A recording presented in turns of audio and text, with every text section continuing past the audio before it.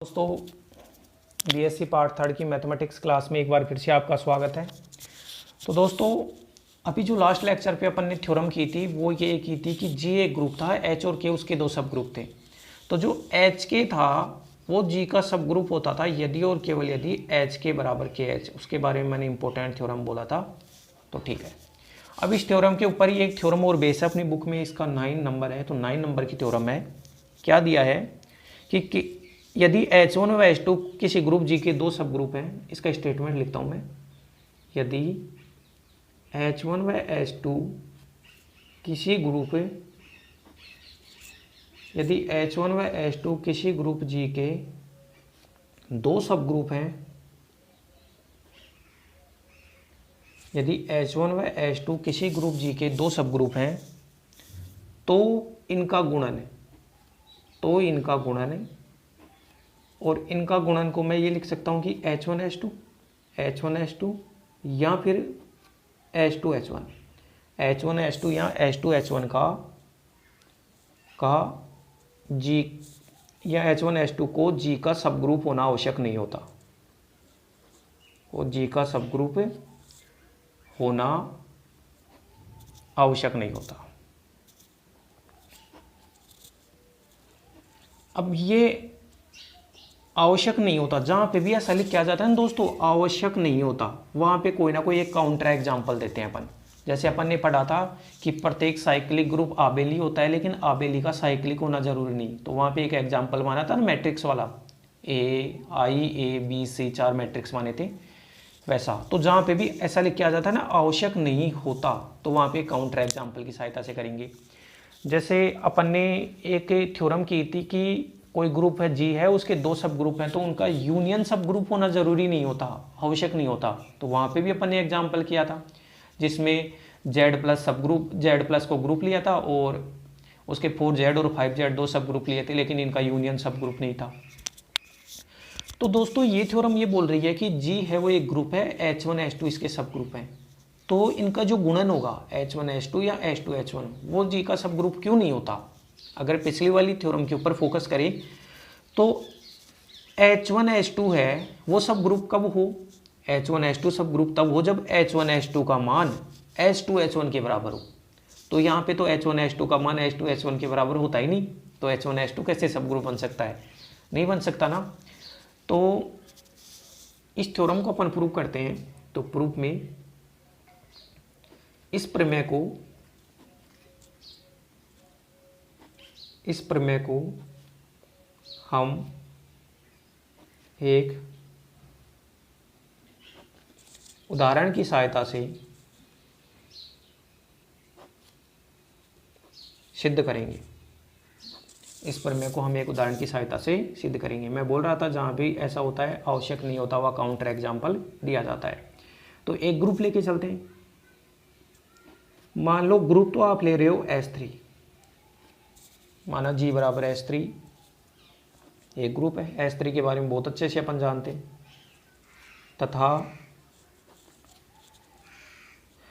तथा इसके दो सब ग्रुप भी लेने, जैसे H1 तो मान लो 1 और 1 2, और H2 ये 1 आइडेंटिटी और 1 3, ये मान लिया। ये इसके दो सब ग्रुप हैं, माना इसके दो सब ग्रुप हैं।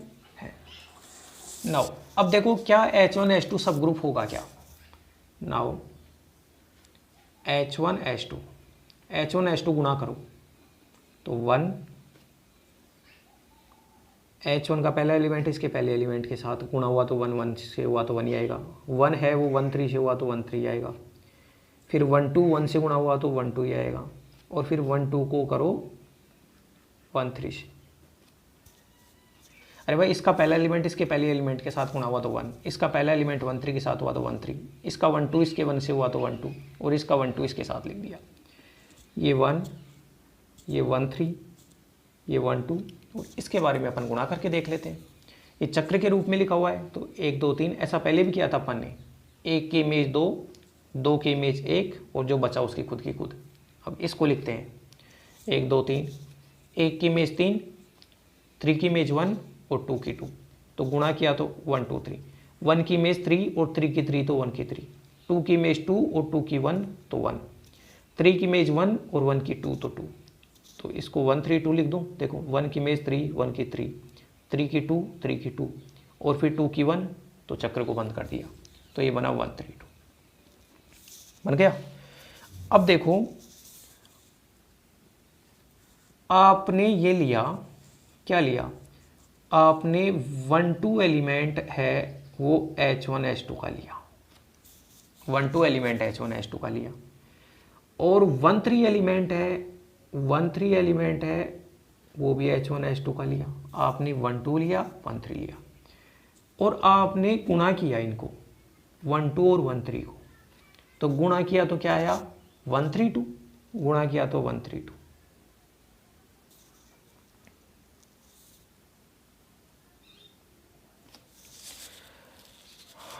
यहां से एक बार देखना पड़ेगा दोस्तों,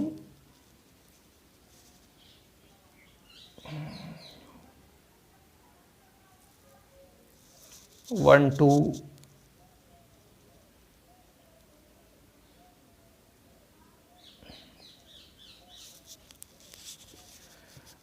1 1 2, ठीक है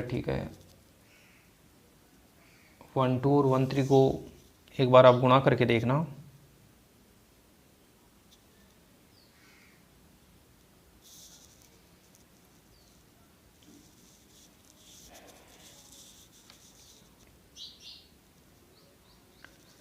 थोड़ा सा इसमें देखता हूँ मैं एक बार। 1 2 को अपन ने लिखा था 1 2, 1 2 को 1 की इमेज 2, 2 की 1, 3 की 3, और 1 3 को लिखा था 1 की 3, 3 की 1, 2 की 2, तो 1 3, 1 की 3, 3 की 3, ठीक है, 2 की 2, 2 की 1, ओके, 3 की 1, 1 की 3 की 1, 1 की 2, तो 1 3 2, 1 3 2। अच्छा ठीक है, अब देखो आपने 1 2 एलिमेंट किसका लिया H1 H2 का, और 1 3 लिया H1 H2 का। अब इनका गुणा करो एक बार, मैं 1 3 को आगे लिख लेता हूँ और 1 2 को पीछे, कोई फर्क नहीं होगा। जैसे इसको मान लो आप A और इसको मान लो B, तो A और B को गुणा करने से जो AB बनेगा वो भी H1 H2 में बनना चाहिए ना, लेकिन आप 1 3 और 1 2 को दोस्तों गुणा करोगे ना, तो आप गुणा करके देख लेना, अपना 1 2 3 बनेगा। 1 3 और 1 2 को गुणा करने से क्या बनेगा 1 2 3, तो 1 2 3 है वो तो H1 H2 में नहीं है, 1 2 3 है वो तो H1 H2 में नहीं है, क्योंकि H1 H2 में तो क्या आया 1 3 2। तो क्या करना है, आप H1 H2 के दो एलिमेंट उठाओ। जैसे मैंने पहला एलिमेंट तो 1 3 नाम दे दिया और दूसरा एलिमेंट ये उठा दिया, ठीक है। अब समवर्ता प्रॉपर्टी लगाऊंगा, तो इन दोनों को गुणा किया तो बताओ इसी सेट का एलिमेंट आना चाहिए ना गुणा करने से, और गुणा करने से आया अपना 1 2 3। आप गुणा करके देख लेना 1 2 3 आएगा। बताओ 1 2 3 जो एलिमेंट है वो H1 H2 का है क्या, यहाँ से H1 H2 का नहीं है, तो H1 H2 में बिलोंग नहीं कर रहा है। तो मैं ये लिख सकता हूँ, अतः स्पष्ट है कि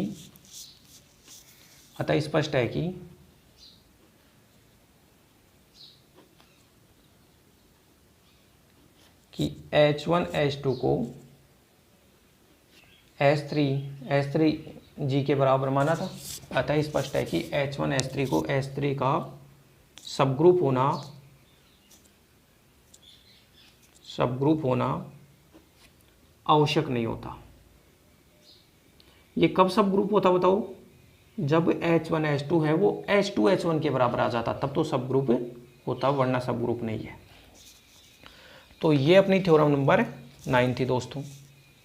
अब इसके आगे एक लास्ट थ्योरम बची हुई है, और उस थ्योरम से पहले एक टॉपिक है, उस टॉपिक का नाम मैं लिखता हूँ कि ग्रुप के एक सब ग्रुप के सापेक्ष ग्रुप के एक सबग्रुप के सापेक्ष ग्रुप के एक सबग्रुप के सापेक्ष सर्वांग समता संबंध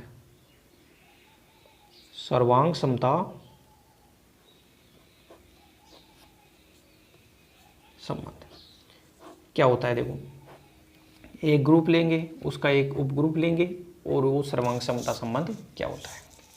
तो इसकी परिभाषा है, और फिर इसके ऊपर एक थ्योरम भी बेस है। परिभाषा क्या है कि माना कि माना कि जी एक ग्रुप है, माना कि जी एक ग्रुप है तथा ए और बी एलिमेंट हैं एच की। माना कि माना कि जी एक ग्रुप है और ए और बी दो एलिमेंट किसके लिए हैं, जी के। ठीक है, तो यहां से देखना, तब ए व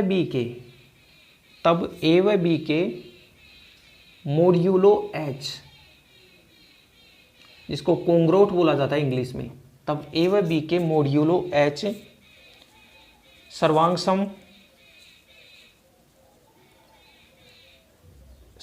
सम कहलाते हैं। तब ए व बी के जो मोड्यूलो एच बनते हैं, ए और बी के मोड्यूलो एच बनते हैं, वो सर्वांग सम कहलाते हैं यदि और केवल यदि ये कंडीशन सेटिस्फाई हो, यदि और केवल यदि ए बी इनवर्स भी किस में होना चाहिए, एच में, तब ये सर्वांग सम संबंध कहलाते हैं। तो इस चीज को मैं ऐसे लिख सकता हूं, देखो ये मोड्यूलो क्या होता है, अर्थात आप ए कोंग्रोट बी मोड एच, इसको ऐसे लिखा जाता है, A congruent B mod H. ये जो लिखा हुआ है ना मोड्यूलो एच, इसको बोलते हैं कोंग्रोट, CONGROTS, कोंग्रोट्स बोलते हैं, और हिंदी में बोलते हैं मोड्यूलो। ए कोंग्रोट बी मोड एच ऐसा होगा यदि और केवल यदि ए बी इनवर्स भी किस में होना चाहिए, एच में। अब देखो ये क्या होता है एक्चुअल में, जैसे सुनो, मैं ऐसे लिखूं 2 कोंग्रोट 5 मोड 3, इसका मतलब ये है कि इसको ए मान लो, इसको बी मान लो, तो ए माइनस बी या फिर बी माइनस ए बन रहा है, वो किससे डिवाइड होना चाहिए, ए माइनस बी या बी माइनस ए को 3 डिवाइड करना चाहिए। 3 क्या करना चाहिए, डिवाइड करना चाहिए। तो बताओ, आप 2 माइनस 5 करोगे तो -3 उसको भी डिवाइड करेगा 3, और 5 माइनस 2 करोगे 3, उसको भी 3 डिवाइड करेगा। तो ए कोंग्रोट बी मोड एच के बारे में मैं एक अलग से लेक्चर लूंगा, उसके बारे में पूरा डिटेल से समझाऊंगा इसके बारे में। तो अभी तो बस इतना ध्यान रख लो कि कहीं पे ये लिखा हुआ हो ना ए कोंग्रोट बी मोड एच, तो इसका मतलब है कि ए माइनस बी को जो एच है वो क्या कर रहा है, डिवाइड कर रहा है।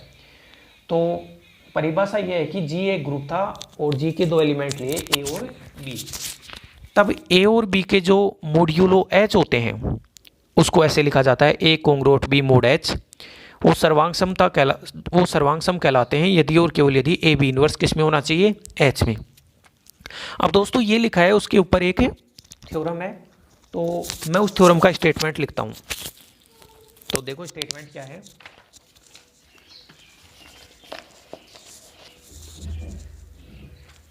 ये भी इंपॉर्टेंट थ्योरम है। स्टेटमेंट ये है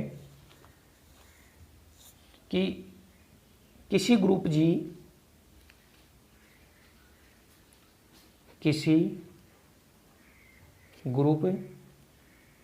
पर परिभाषित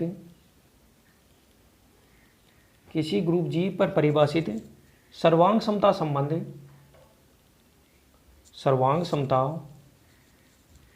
किसी ग्रुप जी पर परिभाषित सर्वांग समता संबंध, और सर्वांग समता संबंध भी पढ़ा है, क्या होता है, A congruent B mod H if and only A B inverse belongs to H.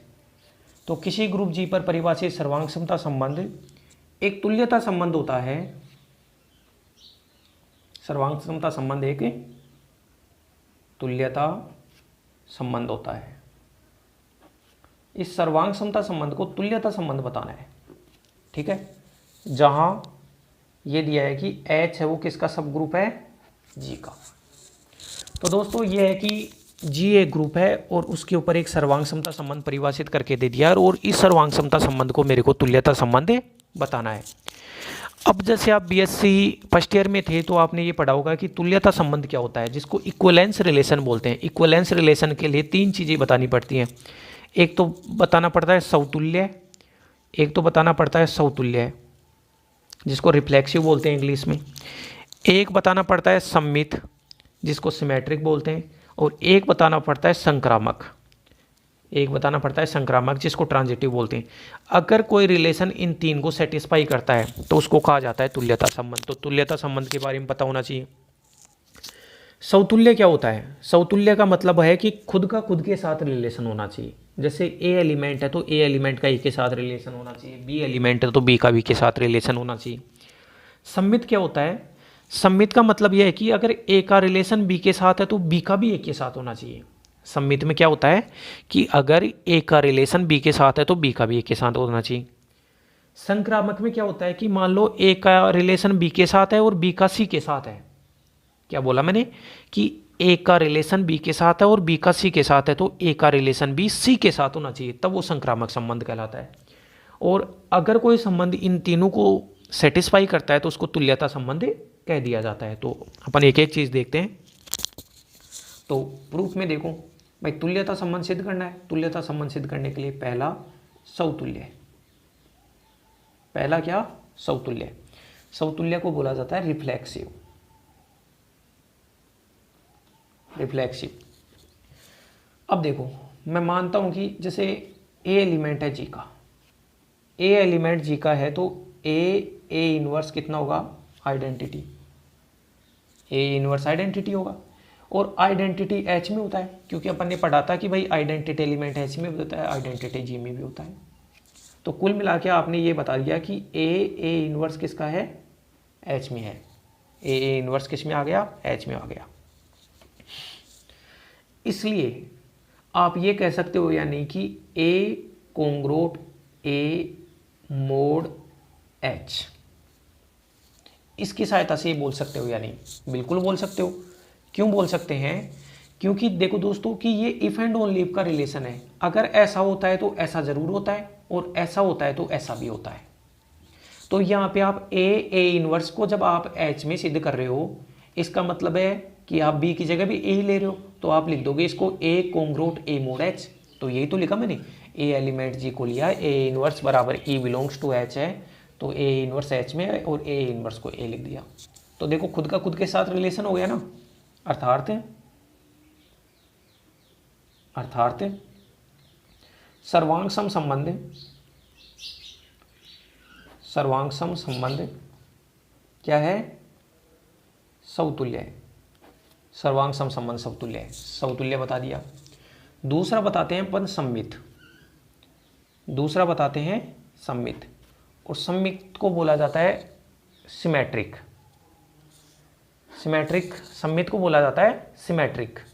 Symmetric में क्या होता है कि मान लेते हैं कि ए का रिलेशन बी के साथ है, A congruent B mod H. ए का रिलेशन बी के साथ है तो मेरे को ये बताना है कि बी का जो रिलेशन होगा, ए का रिलेशन बी के साथ में है तो मेरे को ये बताना है कि जो बी का रिलेशन है वो भी ए के साथ में होगा। दोस्तों एक मिनट समझ आता हूँ।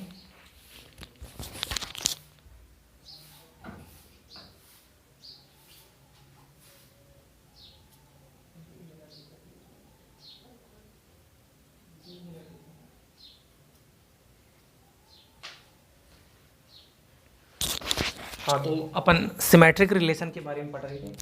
सिमेट्रिक रिलेशन क्या है कि मान लिया कि ए का रिलेशन बी के साथ है, तो मेरे को क्या सिद्ध करना है सिमेट्रिक में कि बी का भी ए के साथ होगा। अच्छा, अब ए का रिलेशन बी के साथ है तो बताओ फिर इसके हिसाब से क्या लिखोगे आप? ए का रिलेशन बी के साथ है तो ए बी इनवर्स किस में हो जाएगा? एच में। तो इस चीज़ को मैं ये लिख सकता हूँ कि ए बी इनवर्स किस में है? एच में।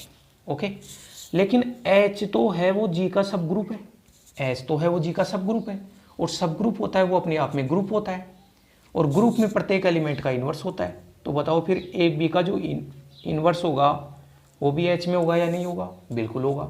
और ए बी के इन्वर्स को बी ए इन्वर्स लिख सकता हूँ, तो बी ए इन्वर्स भी किस में हो गया? एच में हो गया। क्या बोला मैंने? यहाँ से दोबारा बताता हूँ कि आप ए का रिलेशन बी के साथ लेके चल रहे हो, तो इस चीज़ को ये लिख दिया कोंग्रोट की परिभाषा से। अब एच है वो जी का सब ग्रुप है, सब ग्रुप है मतलब अपने आप में ग्रुप है, और अपने आप में ग्रुप है तो प्रत्येक एलिमेंट का इन्वर्स होगा, तो ए बी का इन्वर्स भी होगा एच में, तो ए बी का इन्वर्स एच में, और ए बी के इन्वर्स को खोला तो बी ए इन्वर्स एच में। तो बी ए इन्वर्स किस में आ गया?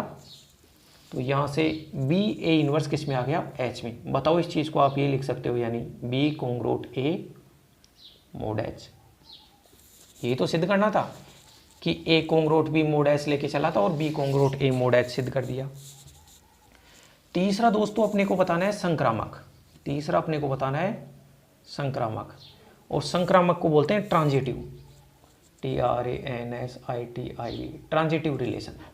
संक्रामक में क्या करते हैं कि मान लिया कि भाई ए का रिलेशन बी के साथ है, A congruent B mod H, और बी का रिलेशन सी के साथ है, B congruent C mod H. तो अपने को तो ए का सी के साथ सिद्ध करना है। A congruent B mod H को मैं ऐसे लिख सकता हूँ, A B inverse belongs to H, और इस चीज़ को ये लिख सकता हूँ, B C inverse belongs to H. अब एच को जी का सब ग्रुप लेके चले हैं, सब ग्रुप लेके चले हैं, तो बताओ क्लोजर प्रॉपर्टी से एच के ये भी पूरा एलिमेंट है एच का, ये भी पूरा एलिमेंट है एच का, तो इन दोनों का अगर गुणा करोगे ए बी इनवर्स और बी सी इनवर्स को, तो वो भी किसका आएगा, एच का।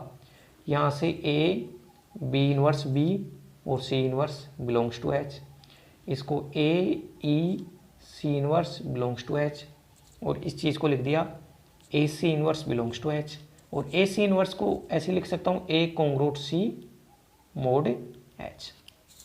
ए सी इनवर्स को क्या लिख सकता हूँ, A congruent C mod H. तो आपने A congruent B mod H और B congruent C mod H लेके चले थे, ए कॉन्ग्रुएंट सी मोड एच बता दिया। अतः स्पष्ट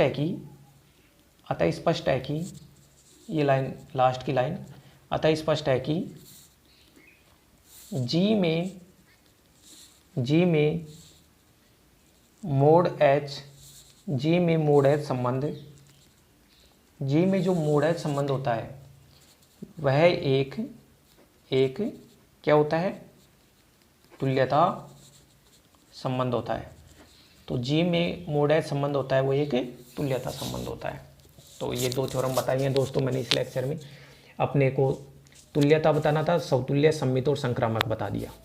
तो दोस्तों चैनल को ज़्यादा से ज़्यादा आप लाइक करें, शेयर करें, सब्सक्राइब करें। अगर कोई भी आपकी प्रॉब्लम है तो कमेंट बॉक्स में डालें, और साथ ही साथ आप इनको पढ़ते जाओ, अपनी जो भी मैथमेटिक्स की नोटबुक है उसमें नोट करते जाओ।